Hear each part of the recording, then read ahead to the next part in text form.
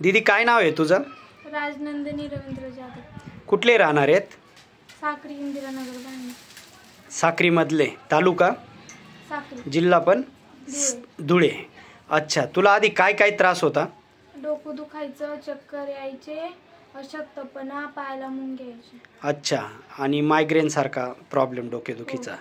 मग मम्मीने हे आमच्याकडनं अमृत ज्यूस तुला दिलं, तर हे ज्यूस घेतल्यानंतर काय काय फरक पडला? आधी हिची परिस्थिती कशी होती तुमच्या मुलीची? तिची परिस्थिती म्हणजे इतकी होती ना, तर अक्षरशः घेऊन जायचं म्हणजे तिला बेशुद्धपणासारखं घेऊन जायची परिस्थिती होती.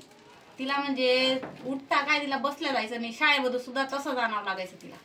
हे घेतल्यापासून किती वर्षापासून हा त्रास होता? 1-1.5 वर्षापासून होता. अच्छा, कुठे कुठे तुम्ही हॉस्पिटलायझेशन? तिला धुळ्याला दाखवलं, तिला सुरत घेऊन गेली, तिला 2-3 इथं साक्रीमध्ये दाखवले बायरावकडं. अच्छा, 2-3 दवाखान्यात दाखवले, पण नाही फरक पडला तिला. हे दिल्यावर तर तिला बराचसा 3 महिन्यापासून तर मी तिला दवाखाना काय गोळी खाऊ घातली मी.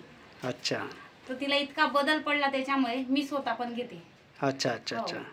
रियान आता बेशुद्ध नाही पडली ती तेव्हापासून, ना तिला चक्कर आले नाही, ना तिचं डोकं दुखलं नाही. चेहऱ्याचं तेज पण वाढलं, फ्रेश पण वाटायला लागलंय. डोक्या म्हणजे तिच्या चेहऱ्यावरती काळे काळे चट्टे होते, ते पण गेले. अच्छा अच्छा अच्छा. भरपूर त्याच्यावर फरक पडला. मग हे रियांश अमृत ज्यूस वापरून तुम्ही खुश आहात ना? एकदम खुश आहे. याचा रिझल्ट कसा आहे? मिळाला असतं तर मी म्हटली असती इतक्या दवाखान्यात नसती गेली. एवढा हॉस्पिटलचा खर्च पण वाचला असता. जवळजवळ 1.5 लाख रुपये खर्च केले. 1.5 लाख रुपये खर्चाची ऐवजी ही जर बाटली 2000ची घेतली तर मी म्हणते सगळ्यांनी घ्या. मी घेतली तसं तुम्ही पण घ्या. तुम्हाला एवढा खर्च करायपेक्षा तर तुम्ही वापरून बघा. एक वेळेस घ्या, 100% रिझल्ट आहे त्याचा. अच्छा, धन्यवाद, थँक्यू.